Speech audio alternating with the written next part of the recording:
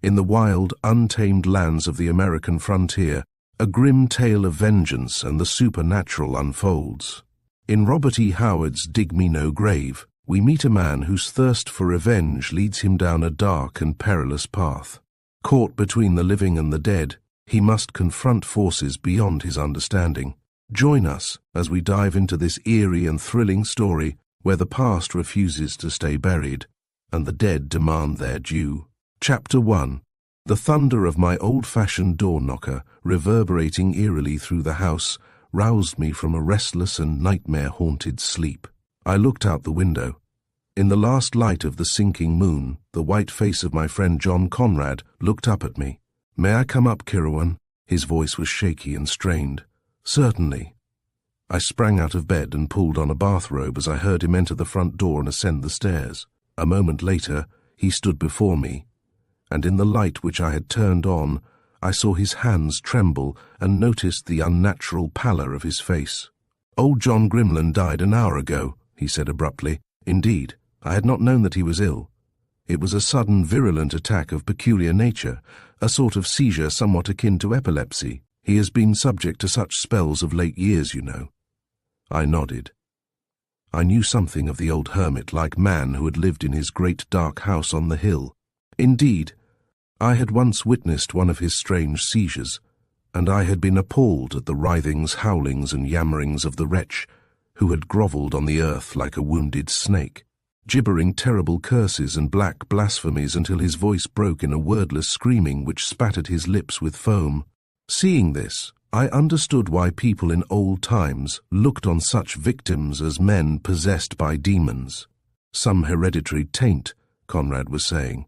Old John doubtless fell heir to some ingrown weakness brought on by some loathsome disease, which was his heritage from perhaps a remote ancestor. Such things occasionally happen. Or else, well, you know, old John himself pried about in the mysterious parts of the earth and wandered all over the East in his younger days. It is quite possible that he was infected with some obscure malady in his wanderings. There are still many unclassified diseases in Africa and the Orient. "But," said I, "you have not told me the reason for this sudden visit at this unearthly hour, for I notice that it is past midnight." My friend seemed rather confused. "Well, the fact is that John Grimland died alone, except for myself. He refused to receive any medical aid of any sort, and in the last few moments when it was evident that he was dying, and I was prepared to go for some sort of help in spite of him, he set up such a howling and screaming that I could not refuse his passionate pleas, which were that he should not be left to die alone. I have seen men die," added Conrad, wiping the perspiration from his pale brow, "but the death of John Grimland was the most fearful I have ever seen. He suffered a great deal. He appeared to be in much physical agony, but this was mostly submerged by some monstrous mental or psychic suffering. The fear in his distended eyes and his screams transcended any conceivable earthly terror. I tell you, Kirawan, Grimland's fright was greater and deeper than the ordinary fear of the beyond, shown by a man of ordinarily evil life." I shifted restlessly. The dark implications of this statement sent a chill of nameless apprehension trickling down my spine. I know the country people always claimed that in his youth he sold his soul to the devil, and that his sudden epileptic attacks were merely a visible sign of the fiend's power over him. But such talk is foolish, of course, and belongs in the Dark Ages. We all know that John Grimland's life was a peculiarly evil and vicious one, even toward his last days. With good reason he was universally detested and feared, for I never heard of his doing a single good act. You were his only friend." "And that was a strange friendship," said Conrad. "I was attracted to him by his unusual powers, for despite his bestial nature, John Grimland was a highly educated man, a deeply cultured man. He had dipped deep into occult studies, and I first met him in this manner, for as you know, I have always been strongly interested in these lines of research myself. But, in this as in all other things, Grimland was evil and perverse. He had ignored the white side of the occult and delved into the darker, grimmer phases of it, into devil worship and voodoo and Shintoism. His knowledge of these foul arts and sciences was immense and unholy, and to hear him tell of his researches and experiments was to know such horror and repulsion as a venomous reptile might inspire, for there had been no depths to which he had not sunk, and some things he only hinted at, even to me. I tell you, Kirawan, it is easy to laugh at tales of the black world of the unknown, when one is in pleasant company under the bright sunlight. But had you sat at ungodly hours in the silent, bizarre library of John Grimlin, and looked on the ancient, musty volumes, and listened to his grisly talk as I did, your tongue would have cloven to your palate with sheer horror as mine did, and the supernatural would have seemed very real and near to you as it seemed to me. But in God's name, man, I cried, for the tension was growing unbearable, come to the point and tell me what you want of me. I want you to come with me to John Grimlin's house and help carry out his outlandish instructions in regard to his body. I had no liking for the adventure, but I dressed hurriedly, an occasional shudder of premonition shaking me. Once fully clad, I followed Conrad out of the house and up the silent road which led to the house of John Grimlin. The road wound uphill, and all the way, looking upward and forward, I could see that great grim house perched like a bird of evil on the crest of the hill, bulking black and stark against the stars. In the west pulsed a single dull red smear, where the young moon had just sunk from view behind the low black hills. The whole night seemed full of brooding evil, and the persistent swishing of a bat's wings somewhere overhead caused my taut nerves to jerk and thrum. To drown the quick pounding of my own heart, I said, "Do you share the belief so many hold that John Grimlan was mad?" We strode on several paces before Conrad answered, seemingly with a strange reluctance. But for one incident, I would say no man was ever saner. But one night in his study, he seemed suddenly to break all bonds of reason. He had discoursed for hours on his favorite subject, black magic, when suddenly he cried, as his face lit with a weird, unholy glow, "Why should I sit here babbling such child's prattle to you? These voodoo rituals, these Shinto sacrifices, feathered snakes, goats, without horns, black leopard cults, bah! Filth and dust that the wind blows away, dregs of the real unknown, the deep mysteries, mere echoes from the abyss. I could tell you things that would shatter your paltry brain. I could breathe into your ear names that would wither you like a burnt weed. What do you know of Yog-Sothoth, of Cathulos and the sunken cities? None of these names is even included in your mythologies. Not even in your dreams have you glimpsed the black cyclopean walls of Koth, or shriveled before the noxious winds that blow from Yuggoth. But I will not blast you lifeless with my black wisdom. I cannot expect your infantile brain to bear what mine holds. Were you as old as I, had you seen, as I have seen, kingdoms crumble and generations pass away, had you gathered as ripe grain the dark secrets of the centuries? He was raving away, his wildly lit face scarcely human in appearance, and suddenly, noting my evident bewilderment, he burst into a horrible cackling laugh. "Gad," he cried in a voice and accent strange to me, "methinks I've frighted ye, and certes, it is not to be marvelled at, sith ye be but a naked savage in the arts of life after all. Ye think I be old, eh? Why, ye gaping lout, you'd drop dead were I to divulge the generations of men I've known." But at this point such horror overcame me that I fled from him as from an adder, and his high-pitched, diabolical laughter followed me out of the shadowy house. Some days later I received a letter apologizing for his manner, and ascribing it, too candidly to drugs. I did not believe it, but I renewed our relations, after some hesitation. "It sounds like utter madness," I muttered. "Yes," admitted Conrad hesitantly. "But Kirawan, have you ever seen anyone who knew John Grimlin in his youth?" I shook my head. "I have been at pains to inquire about him discreetly," said Conrad. "He has lived here, with the exception of mysterious absences often for months at a time for 20 years. The older villagers remember distinctly when he first came and took over that old house on the hill, and they all say that in the intervening years he seems not to have aged perceptibly. When he came here he looked just as he does now, or did, up to the moment of his death, of the appearance of a man about 50. I met old von Bonk in Vienna, who said he knew Grimlin when a very young man studying in Berlin 50 years ago, and he expressed astonishment that the old man was still living, for he said at that time Grimlan seemed to be about 50 years of age. I gave an incredulous exclamation, seeing the implication toward which the conversation was trending. Nonsense. Professor von Bunk is past 80 himself and liable to the errors of extreme age. He confused this man with another, yet as I spoke, my flesh crawled unpleasantly and the hairs on my neck prickled. Well, shrugged Conrad, here we are at the house. The huge pile reared up menacingly before us, and as we reached the front door, a vagrant wind moaned through the nearby trees, and I started foolishly as I again heard the ghostly beat of the bat's wings. Conrad turned a large key in the antique lock, and as we entered, a cold draught swept across us like a breath from the grave, mouldy and cold. I shuddered. We groped our way through a black hallway and into a study, and here Conrad lighted a candle, for no gas lights or electric lights were to be found in the house. I looked about me, dreading what the light might disclose, but the room, heavily tapestried and bizarrely furnished, was empty save for us two. Where is it?" I asked in a husky whisper from a throat gone dry. "Upstairs," answered Conrad in a low voice, showing that the silence and mystery of the house had laid a spell on him also. "Upstairs, in the library where he died." I glanced up involuntarily. Somewhere above our head, the lone master of this grim house was stretched out in his last sleep silent, his white face set in a grinning mask of death. Panic swept over me, and I fought for control. After all, it was merely the corpse of a wicked old man, who was past harming anyone. This argument rang hollowly in my brain, like the words of a frightened child who is trying to reassure himself. I turned to Conrad. He had taken a time-yellowed envelope from an inside pocket.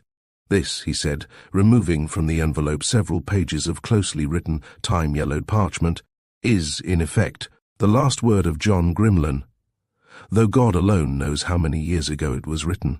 He gave it to me 10 years ago, immediately after his return from Mongolia. It was shortly after this that he had his first seizure. This envelope he gave me, sealed, and he made me swear that I would hide it carefully, and that I would not open it until he was dead, when I was to read the contents and follow their directions exactly. More, he made me swear that no matter what he said or did after giving me the envelope, I would go ahead as first directed. For," he said with a fearful smile, "the flesh is weak, but I am a man of my word, and though I might, in a moment of weakness, wish to retract, it is far, far too late now. You may never understand the matter, but you are to do as I have said." "Well?" "Well," again Conrad wiped his brow. Tonight, as he lay writhing in his death agonies, his wordless howls were mingled with frantic admonitions to me to bring him the envelope and destroy it before his eyes. As he yammered this, he forced himself up on his elbows, and with eyes starting and hair standing straight up on his head, he screamed at me in a manner to chill the blood. And he was shrieking for me to destroy the envelope, not to open it, and once he howled in his delirium for me to hew his body into pieces and scatter the bits to the four winds of heaven. An uncontrollable exclamation of horror escaped my dry lips. "At last," went on Conrad, "I gave in. Remembering his commands 10 years ago, I at first stood firm, but at last, as his screeches grew unbearably desperate, I turned to go for the envelope, even though that meant leaving him alone. But as I turned, with one last fearful convulsion in which blood-flecked foam flew from his writhing lips, the life went from his twisted body in a single great wrench. He fumbled at the parchment. "I am going to carry out my promise. The directions herein seem fantastic and may be the whims of a disordered mind, but I gave my word. They are, briefly, that I place his corpse on the great black ebony table in his library, with 7 black candles burning about him. The doors and windows are to be firmly closed and fastened.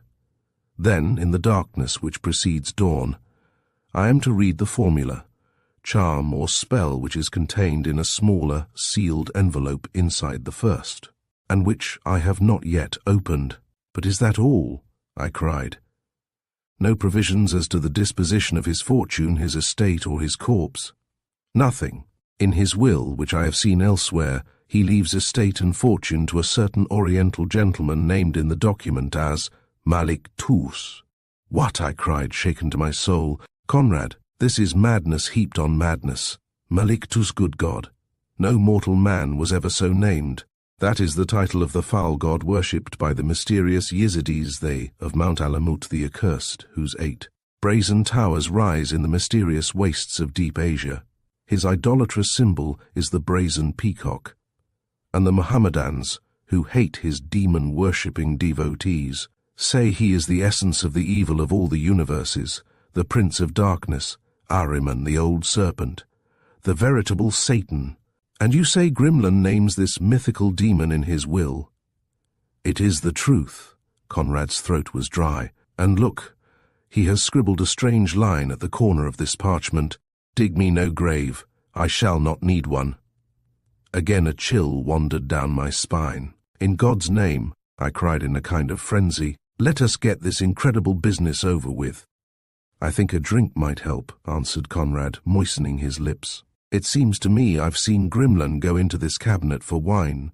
He bent to the door of an ornately carved mahogany cabinet, and after some difficulty opened it. No wine here, he said disappointedly, and if ever I felt the need of stimulants, what's this? He drew out a roll of parchment, dusty, yellowed, and half-covered with spider webs. Everything in that grim house seemed, to my nervously excited senses, fraught with mysterious meaning and import, and I leaned over his shoulder as he unrolled it. It's a record of peerage, he said, such a chronicle of births, deaths, and so forth, as the old families used to keep in the 16th century and earlier. What's the name? I asked. He scowled over the dim scrawls, striving to master the faded archaic script. Grym. I've got it Grimlan, of course. It's the records of old John's family, the Grimlans of Toad's Heath Manor, Suffolk. What an outlandish name for an estate. Look at the last entry. Together we read, John Grimlan, born March 10th, 1630. And then we both cried out. Under this entry was freshly written in a strange scrawling hand, died March 10th, 1930. Below this there was a seal of black wax, stamped with a strange design, something like a peacock with a spreading tail. Conrad stared at me speechless. All the colour ebbed from his face. I shook myself with the rage engendered by fear. It's the hoax of a madman, I shouted. The stage has been set with such great care that the actors have overstepped themselves. Whoever they are, they have heaped up so many incredible effects as to nullify them. It's all a very stupid, very dull drama of illusion. And even as I spoke, icy sweat stood out on my body, and I shook as with an ague. With a wordless motion, Conrad turned toward the stairs, taking up a large candle from a mahogany table. It was understood, I suppose, he whispered, that I should go through with this ghastly matter alone, but I had not the moral courage, and now I'm glad I had not. A still horror brooded over the silent house as we went up the stairs.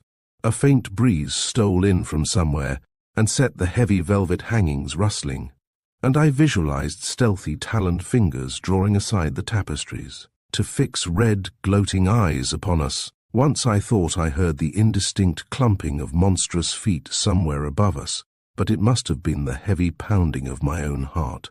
The stairs debouched into a wide, dark corridor, in which our feeble candle cast a faint gleam which but illuminated our pale faces and made the shadows seem darker by comparison.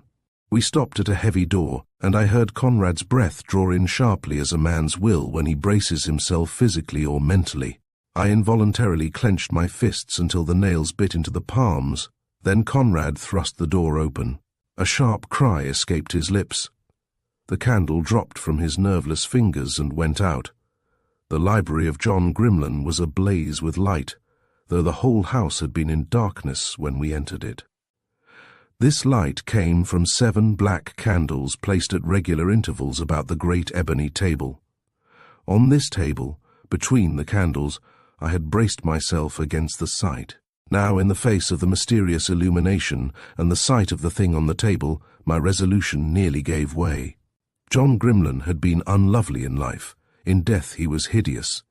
Yes, he was hideous, even though his face was mercifully covered with the same curious silken robe, which, worked in fantastic bird-like designs, covered his whole body except the crooked claw-like hands and the bare, withered feet. A strangling sound came from Conrad.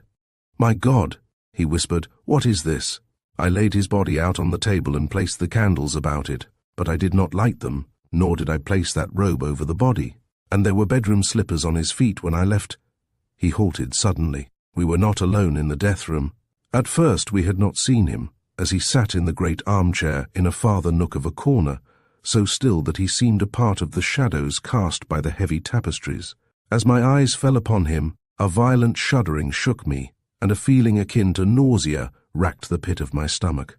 My first impression was of vivid, oblique yellow eyes which gazed unwinkingly at us. Then the man rose and made a deep salaam, and we saw that he was an oriental. Now, when I strive to etch him clearly in my mind, I can resurrect no plain image of him. I only remember those piercing eyes and the yellow, fantastic robe he wore. We returned his salute mechanically, and he spoke in a low, refined voice. "Gentlemen, I crave your pardon. I have made so free as to light the candles. Shall we not proceed with the business pertaining to our mutual friend?" He made a slight gesture toward the silent bulk on the table. Conrad nodded, evidently unable to speak. The thought flashed through our minds at the same time that this man had also been given a sealed envelope. But how had he come to the Grimlan house so quickly? John Grimlan had been dead scarcely 2 hours, and to the best of our knowledge, no one knew of his demise but ourselves. And how had he got into the locked and bolted house? The whole affair was grotesque and unreal in the extreme. We did not even introduce ourselves or ask the stranger his name. He took charge in a matter-of-fact way, and so under the spell of horror and illusion were we that we moved dazedly, involuntarily obeying his suggestions, given us in a low, respectful tone. I found myself standing on the left side of the table, looking across its grisly burden at Conrad. The Oriental stood with arms folded and head bowed at the head of the table, nor did it then strike me as being strange that he should stand there, instead of Conrad, who was to read what Grimlan had written. I found my gaze drawn to the figure worked on the breast of the stranger's robe. In black silk, a curious figure, somewhat resembling a peacock and somewhat resembling a bat or a flying dragon. I noted with a start that the same design was worked on the robe covering the corpse. The doors had been locked, the windows fastened down. Conrad, with a shaky hand, opened the inner envelope and fluttered open the parchment sheets contained therein. These sheets seemed much older than those containing the instructions to Conrad in the larger envelope. Conrad began to read in a monotonous drone which had the effect of hypnosis on the hearer, so at times the candles grew dim in my gaze, and the room and its occupants swam strange and monstrous, veiled and distorted like an hallucination. Most of what he read was gibberish. It meant nothing. Yet the sound of it and the archaic style of it filled me with an intolerable horror. To ye contract elsewhere recorded, I, John Grimlan, hereby swear by ye name of ye nameless one to keep good faith. Wherefore do I now write in blood these words spoken to me in thy grim and silent chamber in ye deadly city of Koth, whereto no mortal man hath attained but me. These same words now writ down by me to be ready over my body at ye appointed time, to fulfill my party of ye bargain, which I entered into of mine own free will and knowledge being of right mind, and 50 years of age this year of 1680 A.D. Here beginneth ye incantation. Before man was, ye elder ones were, and even yet their Lord dwelleth among ye shadows, to which if a man set his foot, he may not turn veep on his track. The words merged into a barbaric gibberish as Conrad stumbled through an unfamiliar language, a language faintly suggesting the Phoenician, but shuddery with the touch of a hideous antiquity beyond any remembered earthly tongue. One of the candles flickered and went out. I made a move to relight it, but a motion from the silent Oriental stayed me. His eyes burned into mine, then shifted back to the still form on the table. The manuscript had shifted back into its archaic English. And ye mortal which gaineth to ye black citadels of Koth, and speaks with ye dark lord whose face is hidden, for a price may he gain his heart's desire, riches and knowledge beyond countage and live beyond mortal span, even 250 years. Again Conrad's voice trailed off into unfamiliar gutturals. Another candle went out. Let not ye mortal flinch as ye time draweth nigh for payment, and Ye fires of hell lay hold upon ye vitals, as the sign of reckoning. For ye Prince of Darkness taketh his due in ye endi, and he is not to be cozened. What ye have promised, that shall ye deliver. Organtha na shuba. At the first sound of those barbaric accents, a cold hand of terror locked about my throat. My frantic eyes shot to the candles, and I was not surprised to see another flicker out. Yet there was no hint of any draught to stir the heavy black hangings. Conrad's voice wavered. He drew his hand across his throat, gagging momentarily. The eyes of the Oriental never altered. Among ye son of men glide strange shadows forever. Men see ye tracks of ye talones, but not ye feet that make them. Over ye souls of men spread great black wingies. There is but one black master, though men call him Sathanas, and Beelzebub, and Apollyon, and Ahriman, and Malik Tus. Mists of horror engulfed me. I was dimly aware of Conrad's voice droning on, both in English and in that other fearsome tongue whose horrific import I scarcely dared try to guess. And with stark fear clutching at my heart, I saw the candles go out, one by one. And with each flicker, as the gathering gloom darkened about us, my horror mounted. I could not speak, I could not move. My distended eyes were fixed with agonized intensity on the remaining candle. The silent Oriental at the head of that ghastly table was included in my fear. He had not moved nor spoken, but under his drooping lids, his eyes burned with devilish triumph. I knew that beneath his inscrutable exterior he was gloating fiendishly. But why? Why? But I knew that the moment the extinguishing of the last candle plunged the room into utter darkness, some nameless, abominable thing would take place. Conrad was approaching the end. His voice rose to the climax in gathering crescendo. Approacheth now ye moment of payment, ye ravens are flying. Ye bats wing against ye sky. There are skulls in ye starries. Ye soul and ye body are promised and shall be delivered up. Not to ye dust again, nor ye elements from which spring life. The candle flickered slightly. I tried to scream, but my mouth gaped to a soundless yammering. I tried to flee, but I stood frozen, unable even to close my eyes.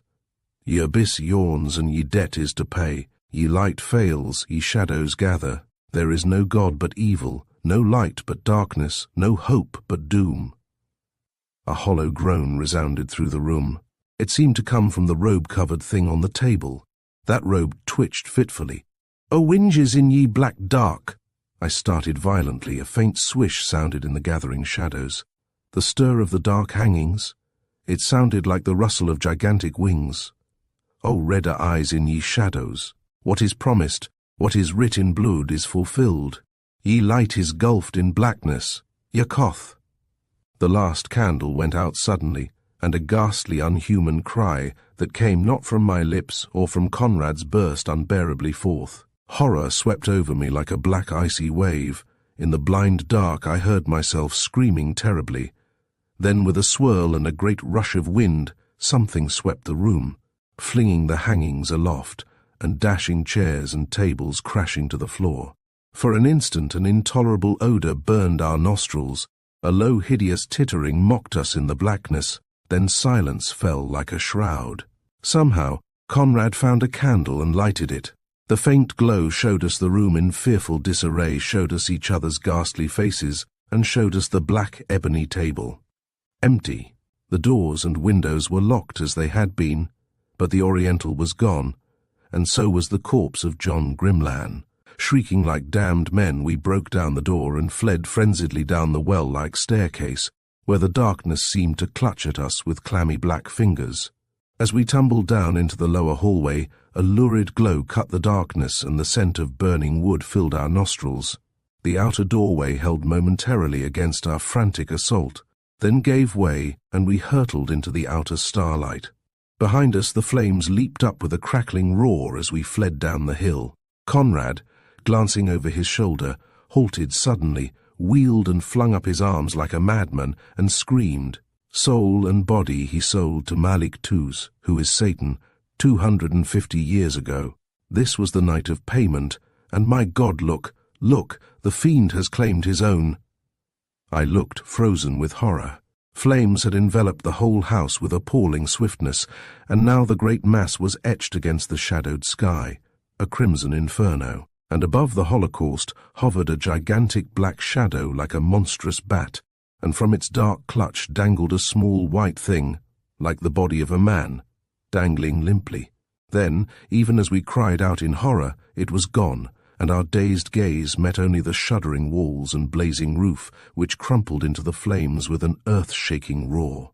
As the tale concludes, we are left to ponder the true cost of vengeance, and whether the dead can ever truly be put to rest. In Dig Me No Grave, Robert E. Howard reminds us that some graves should never be disturbed, and some debts are never truly settled. Thank you for listening to this haunting story. Be sure to subscribe to Storytime Haven for more captivating tales from the masters of horror and adventure.